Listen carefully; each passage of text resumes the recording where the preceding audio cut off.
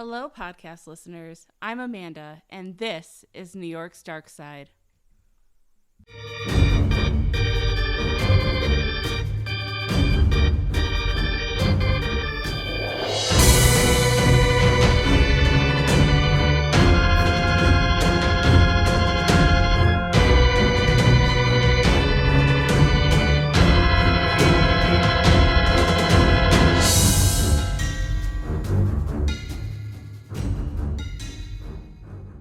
Today, we're heading back downstate to New York City, where we will be covering some of the dark history around the development of the famous Central Park.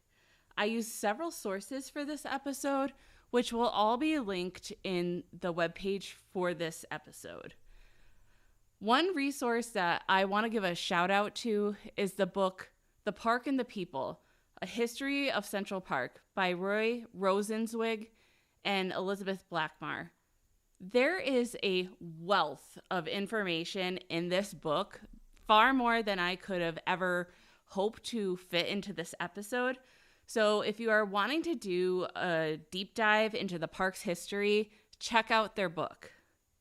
Before I get started, I just want to give a reminder that if you are enjoying the show, to please take a moment to make sure that you're following the show on your platform of choice for updates on when the new episodes launch.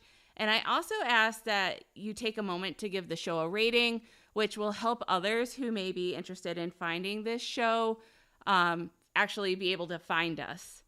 And I also have a couple quick announcements. I have launched a new website. I'm still working on it. And it's called, the web address is www.nydarksidepodcast.com. The blog that I have been using is still live while I get everything all switched over. And the other thing I want to announce is that we do have some limited merchandise available, and you can find the link to our TeePublic store in the show notes. I'm going to be spending some time giving you some background into some of the key people that were really lobbying for the park, as well as the motivations that kind of led to the development of the park. I think it's really relevant to the history of what happened, and I just found it to be pretty interesting, and that's really just kind of who I am now. So there is some debate on who truly brought forth the idea for Central Park. I watched a couple of videos on YouTube that listed different people, but according to the book I mentioned earlier, The Parks and the People, many newspaper editorials, letters to the editor, and testimony before legislative committees have a theme of an anonymous gentleman that had traveled to Europe and brought back the idea of building a grand park in New York City. This anonymous gentleman is thought to be Robert Bound Minturn. The Minturn family was prominent in the shipping industry in New England and around New York. Robert Bound Minturn was born on November 16th, 1805, to William Minturn Jr. and Sarah Bound. His father, William Minturn, was a well-respected merchant shipper and had spent several years in the China trade, and was also the founder of the Mutual Fire Insurance Company of New York. So there was some money in this family already. Sarah Bound, Robert's mother, was a descendant of John Bound, who has a historical significance for his fight for religious liberty in the 1660s and 70s. John Bound's fight for freedom to practice Quakerism was an example to the English colonies, which ultimately ended up, leading the founding fathers to push for religious freedom in the American Constitution, which I thought was pretty cool. So just a side note, this is a piece that I'm really, really, like I said, loving about doing this podcast. I'm learning so much about different pieces of history, and I'm finding it to be so much fun and very interesting. I hope that all of you as the listeners are enjoying it too. And a quick shout out to my listeners in the Queens area. John Bound High School, PS 20 John Bound Elementary School, and Bound Street in Flushing, Queens, are all named in honor of John Bound. Bound Park is named after his son, who ended up being a New York City mayor named Walter Bound. Anyway, back to Robert Bound Minturn. At the age of 14, Robert Bound Minturn's father passed away, and Robert was forced to leave school to start working. He ended up taking a job in an accounting house, and he worked his way up and eventually received a partnership there. But in 1830, Robert Minturn left that company and he took a job at Fish, Grinnell & Co. Now, again, I'm going to go down another little rabbit hole with some more background on the company because I just happen to find it interesting. One of the senior partners at Fish, Grinnell & Co., who the fish part of the title came from, was named Preserved Fish. His name is spelt like preserved fish, but it's pronounced Preserved. I guess this was a maybe fairly common Quaker name back in the time, but his name was thought to be shortened from either preserved in grace or preserved in sin. But again, it's spelled like preserved, and it just made me giggle a little bit when I found it, and made me very thankful that I have a normal name. Thank you, Mom and Dad. So because I found Preserved Fish, I wanted to just look into him a little bit. So we're going to do a little background on our new pal, Preserved. Preserved started out in the shipping industry. He boarded a whaler when he was in his 20s, and he became captain of the whaling ship at age 21. He soon realized, though, that he could make a lot more money selling whale oil than actually being the one to harvest it. So he went into working as a merchant. He worked for a merchant in a while in Massachusetts, and then he ended up moving to New York after some political issues that he ran into in Massachusetts. And when he came to New York, he partnered with his cousin, Joseph Grinnell, to form Fish, Grinnell & Co. He would become the director of Bank of America, which is not the same Bank of America as we have today, and that was in 1812. And he was a broker for a while at the New York Stock Exchange. Now, when I was doing my digging, and this is kind of another thing that I just found kind of funny and cute, I found a song that was written by a songwriter, Ken Ficara. I did reach out to him. I haven't gotten a response. I wanted to hear the song that he wrote, but unfortunately, the way that it's posted on his website, it requires Adobe Flash Player, which is no longer available.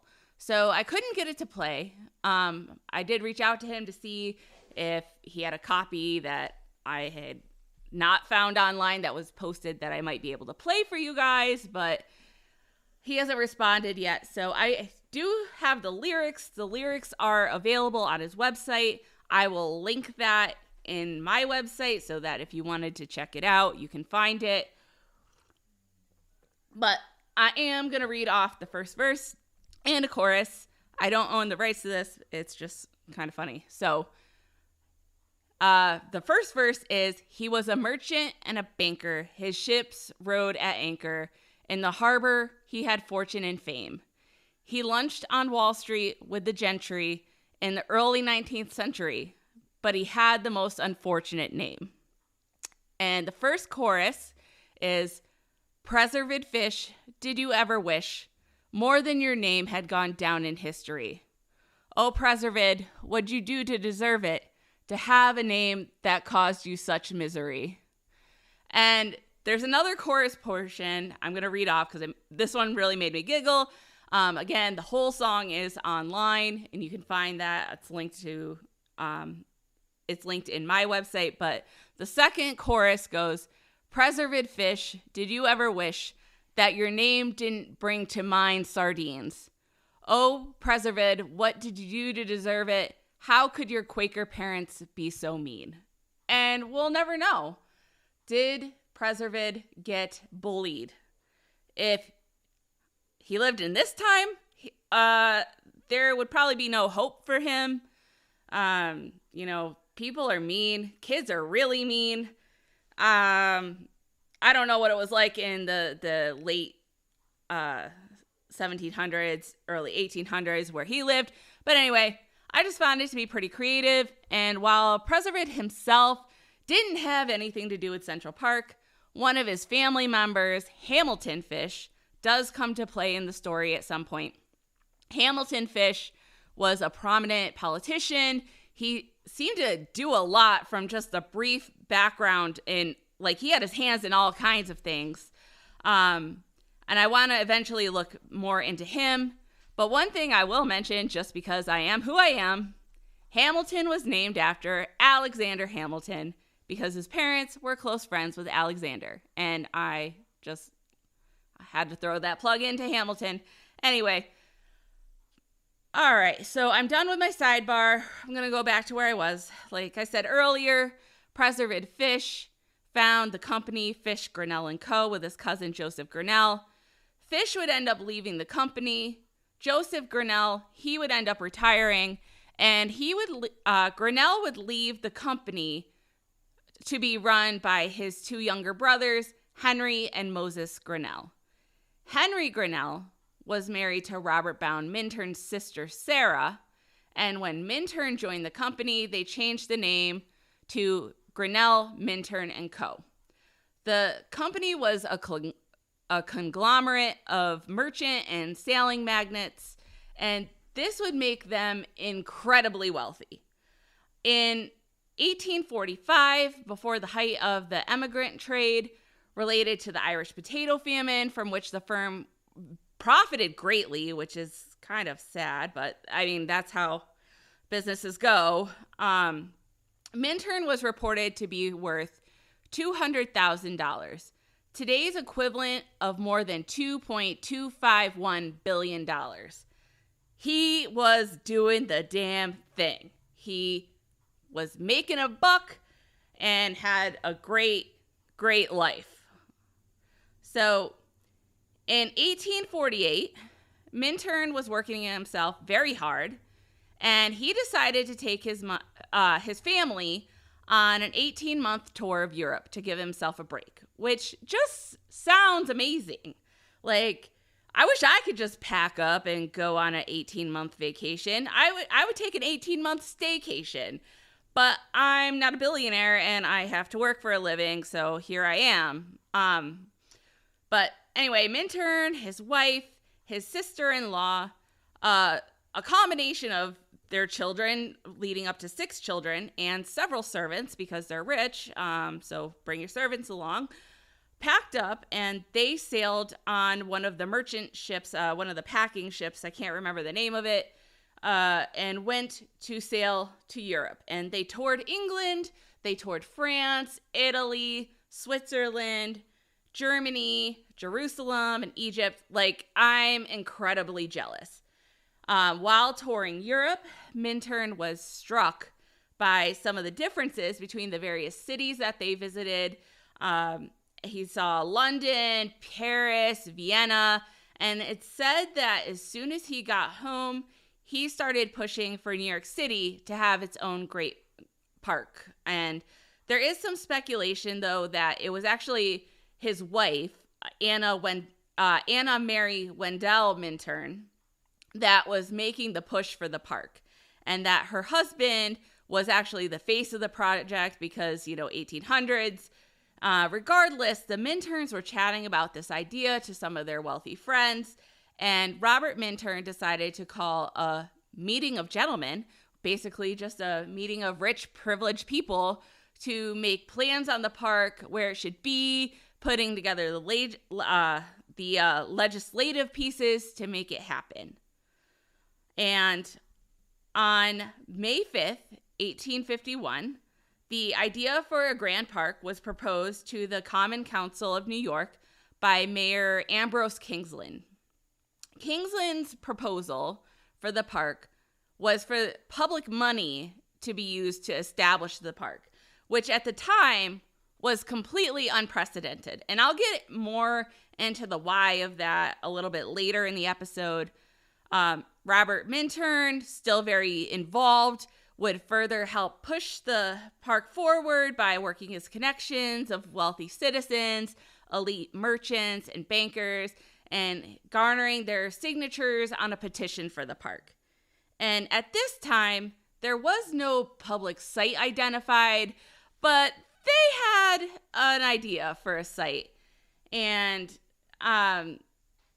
so when Mayor Ambrose went forward and established the criteria for what he was looking for, he said, quote, a place that was easily accessible and possessing all the advantages of wood, lawn, and water, which might, at a comparatively small expense, be converted to a park, end quote. Now, the background piece of this, for about 5 years before this, there had been multiple editorials published discussing a private country estate called Jones Woods. And this was being published by Horace Greeley in the Tribune and a poet, William Cullen Bryant, in the New York Evening Post. And this likely contributed, in some regard, to the original area being proposed for the park being Jones Wood, which was a 150-acre farm, what today is on the Upper East Side, a portion of the neighborhood of Lenox Hill.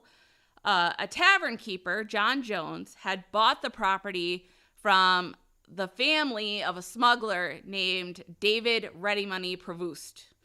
Some of the land came from the marriage of John Jones' daughter, Sarah, to Peter Schimmerhorn, a wealthy family with investments in ship merchandising and real estate. And the Joneses and the Schimmerhorns were not willing to sell their land for the park when a committee of aldermen met with them. So we'll get more kind of into that a little bit later. All right. So what was the fascination with Jones Woods? And was this the most ideal place for a park? At the time, the city was debating the park. There were citizens in the city calling for a great number of things.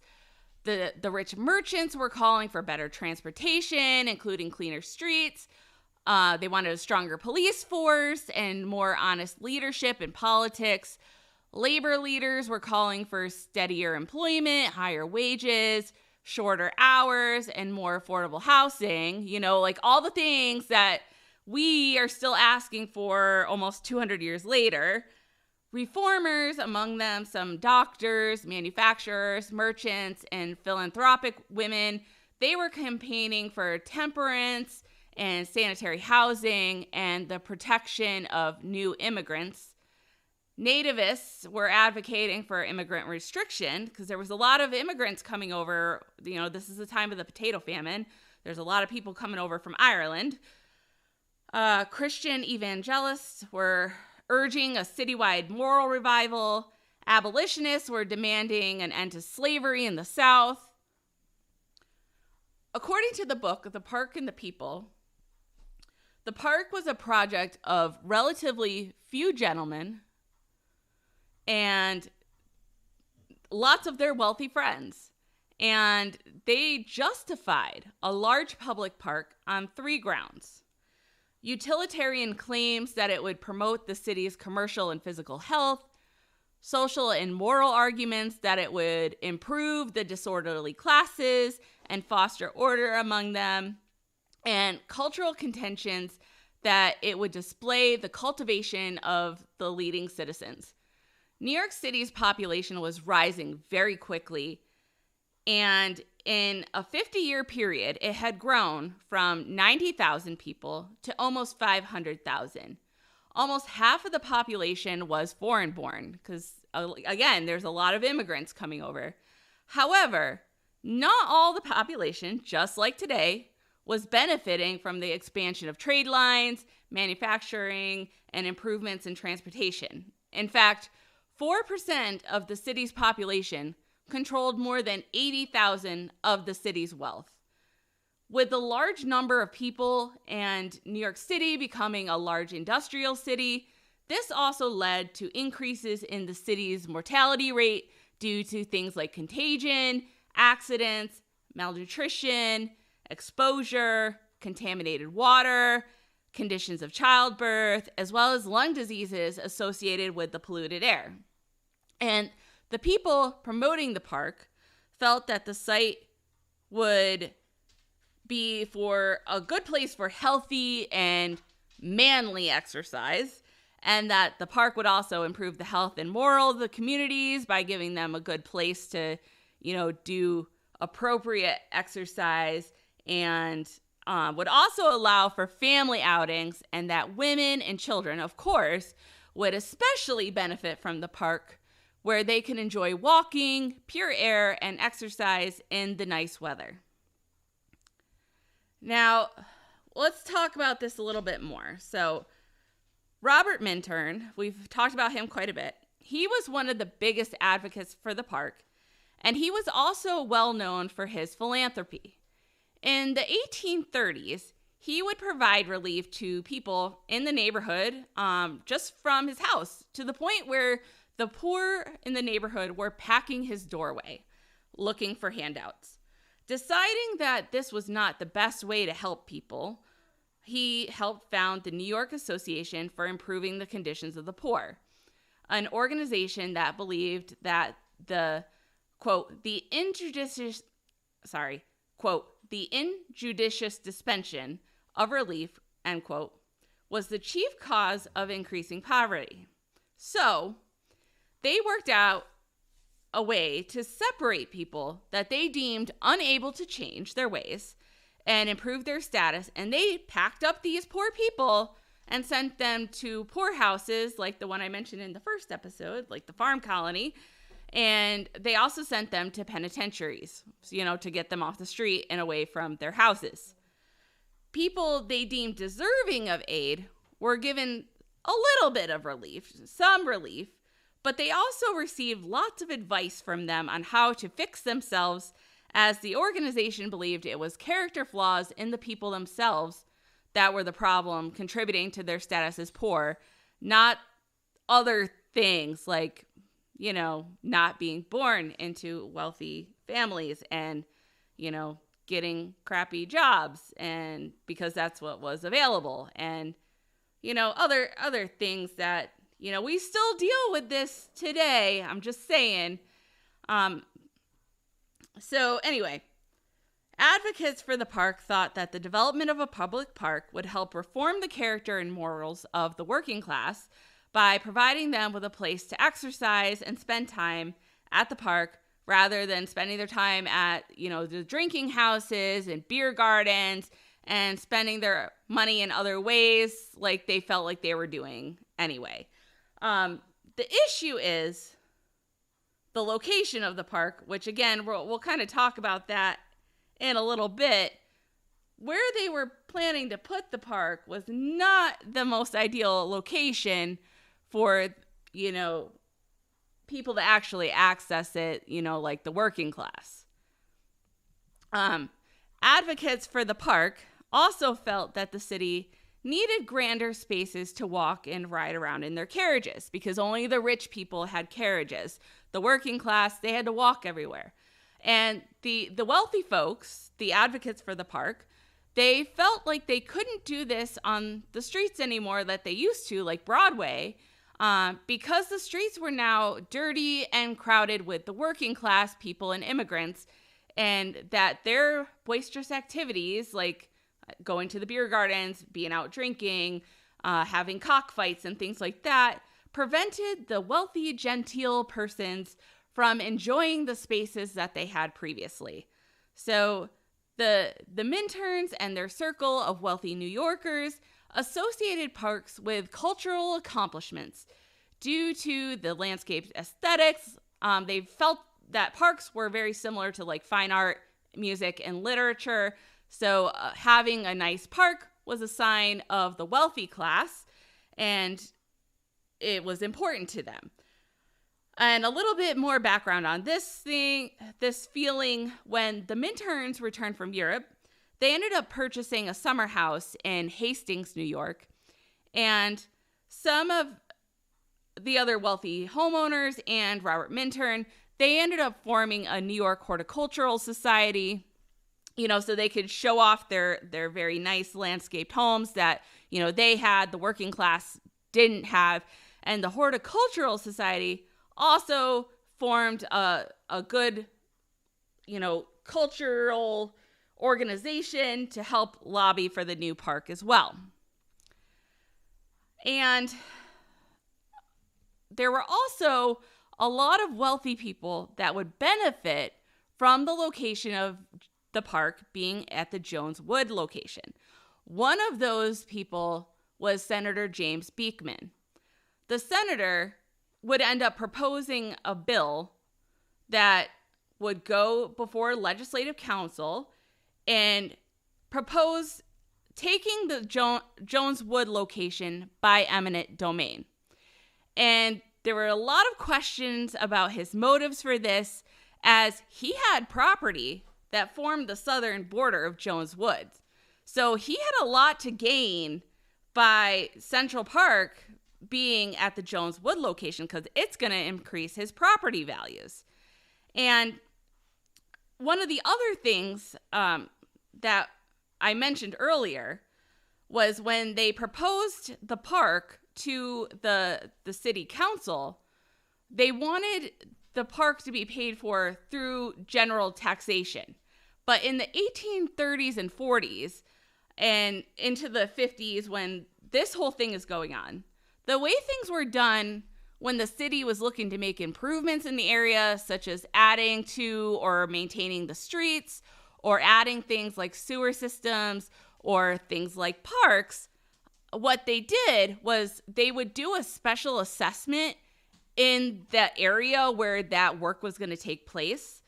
And the property owners in that area ended up being burdened with the cost of the projects. They didn't do things like we do now through general taxation where, everybody is paying a little bit for the projects. No. So Senator Beekman, even though he wanted this property and he wanted the park there, he didn't want to help, like he would help foot the bill a little bit, but he would have ended up having to pay quite a chunk of money if they did it through special assessment rather than the way that they were proposing it be done through general taxation. So again, he had a lot to kind of gain from this. Same with Mayor Ambrose Kingsland. He also would have some foot in this because he also had property there. Sorry, my throat's a little dry. Anyway, so Senator Beekman, he was a big supporter of changing the system from the assessment system to a system that funded projects like these through general taxes so that the cost of the projects would be spread out to everyone rather than just the people that benefited from these improvements. He was lobbying for the park, and again, he would benefit a great deal from this because this would protect his properties from ending up, later on down the road as being next to like some factories or anything, because now the park's going to be there. And so there started to be some questions about his motivations. And this really stirred up that. And so then they started talking about having an alternate site in a more centralized location. So as I mentioned, Senator James Beekman would go before legislative council. He proposed a bill that allowed the city to take Jones Wood through eminent domain. And it would pass the House unanimously the next day. So that was in June or July of 1851. I saw some conflicting dates on that. So a couple of weeks before the legislature would pass the authorization of the purchase of Jones Wood, a publication would be released in the Journal of Commerce, and this was between two uptown aldermen, Henry Shaw and Nicholas Dean. Nicholas Dean was the president of the Croton Aqueduct Board, and they were recommending that the park be a more central park, which would better meet the needs of all New Yorkers rather than the Jones Wood location on the East River. This would end up leading to a 3-year battle over where the park should be located and at whose expense it would be. A third proposal for the park would come forward, and that was for the enlargement of the Battery at Manhattan's southern tip. The 10-acre Battery had once been a popular and fashionable promenade for the wealthy people to take their carriages and walk about, but it was starting to get more crowded by the working class. And the day after the city aldermen had endorsed the Jones Wood location, they also passed an enlargement for the Battery. Merchants were concerned that expanding the Battery would impact the harbor and safe dockage of goods, and they lobbied to Mayor Ambrose Kingsland to veto the enlargement of the Battery site, which he ended up doing. He vetoed it. The supporters of the Battery enlargement then retaliated by forming a coalition against the Jones Wood site, which ended up taking the Jones Wood bill hostage. And on September 10th, 1851, the veto on the expansion of the Battery site was declared unconstitutional by the Corporation Council. The owners of Jones Wood would also go to court in the fall of 1851 to try to save their land from being taken by eminent domain. And on December 1st, 1851, a district Supreme Court justice declared that the Jones Wood law was also unconstitutional. So they won. They got their land back. So now that the Jones Wood site was blocked by the courts, the Special Committee on Parks had been formed. In January of 1852, they proposed a central park at a similar site that had been previously proposed by the president of the Croton Aqueduct Board, Nicholas Dean. Daniel Dodge, a Democrat from downtown, and Joseph Britton, a Whig from the city's wealthiest residential ward, authored a report emphasizing the economic advantages of having the park in a more central site. They proposed that the park be between 5th and 8th Avenue and extend from 59th to 106th Street, citing that this site in particular had irregular topography, and this would reduce the price per acre when they went to purchase it. They said that this area was really unsuitable for building anyway, and because of the uneven and rocky surfaces, it was the perfect place for a park. And this report also kind of officially named the park Central Park, and it answered a lot of concerns that had been voiced by the citizens. The city already owned over 100 acres of this area for a reservoir, and it would also provide the city with more fronting property to be assessed, which would help with the cost of the project. They also boasted in the report that Central Park would probably be one of the largest parks in the world, and it would offer winding, long paths with various scenery for the rich to wind their carriages through. Exactly what they wanted. Senator Beekman, though, however, was really not ready to let the Jones Wood location go. Even as other support started to wane and, become more in favor of the Central Park. So on June 21st, 1853, this was the same day that the Central Park location bill was being brought to the Senate. James Beekman brought an amended version of the Jones Wood bill. And the amended version of the Jones Wood bill changed the funding of the project from an assessment model to being funded through the general taxes, exactly like how he wanted it to be. The Central Park bill was an assessment funding model, but the amounts and the methods of assessment were left up to the commissioners who would value and take the land.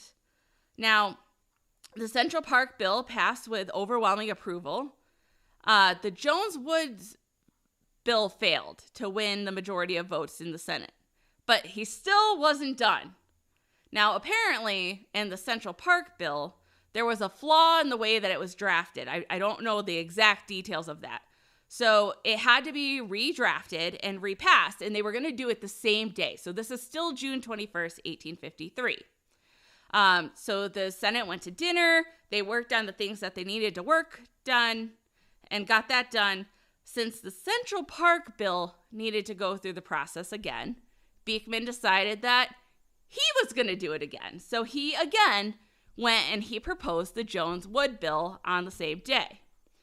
Another senator, Senator Cooley, denounced his bill as an outrage and called out Beekman, stating that the Jones-Wood bill was coming forward by people with interested motives. And Beekman was pissed. And he pushed for a pro-Jones-Wood vote as vindication for his honor as a gentleman because he felt he had been slighted. And it passed, unfortunately. But little did they know that he had changed the bill again. And this time he required the city to apply for appointment of commissioners to the Jones-Wood plan for a park. So the way it had originally been drafted, it was kind of more optional.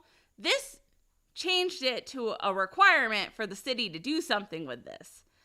Now, the Shimmerhorns again had to go to court to try to save their property. So they did. And the Supreme Court Judge, James I. Roosevelt, suspended action on the park until any unconstitutional portions of the bill could be removed. The Jones-Wood legislation, Roosevelt wrote in his decision on January 9th, 1854, quote, is a private act. Its effect is to transfer by local taxation the property of one portion of the limited community to another, end quote.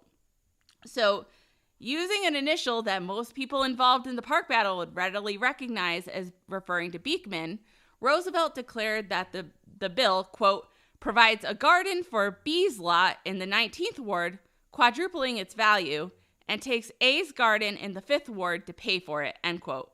And with these words, he confirmed that the Central Park alone would become New York's garden. The Jones-Woods bill, again, was dead. The issue, though, with the new Central Park location was that much of the land that they were looking to take was actually already occupied and already built upon. The land was occupied by the poor Irish and German families, as well as freed persons of color who raised vegetables and tended hogs in this area. Landowners along the west side were concerned that this area was going to continue to grow with people that they didn't want there. And there's much more discussion about the site. Slowly, people who had been pushing for the Jones-Wood location switched side. They favored the Central Park location. And I know we're just really kind of getting into the nitty-gritty of Central Park. We've just established a site. But I think that this is the perfect time to end this episode. We've laid the foundation. And in the second episode, we're really going to go into the location of Central Park as it is today and what happened when they took that land over to the people of that were living there, the people of Seneca Falls. So I know this has been a lot of information. I know that we're turning it into a two-parter, but it's just been such a crazy piece of history to look into. Like I said, there's a ton of information. I meant to bring the book I've been using up here to show it. It is literally like a textbook. The authors found a ton of information. It's been very interesting to read. And I just am really excited to bring it to you. So I will be back in 2 weeks with another episode. As a reminder, the source material that I've used so far is going to be up on the website. Don't forget to follow the show for updates, like I said, for when new episodes drop. If you have a moment, give me a rating so that other people can also try to find the show. And You can always follow my social media pages on Facebook, the New York's Dark Side podcast page. We're on Twitter and Instagram at nydarksidepod. And you can send me an email at nydarksidepodcast@gmail.com. We now have a YouTube channel, so we have video podcasts. Maybe that's how you're watching us today. I hope you keep listening, and I hope you stay curious.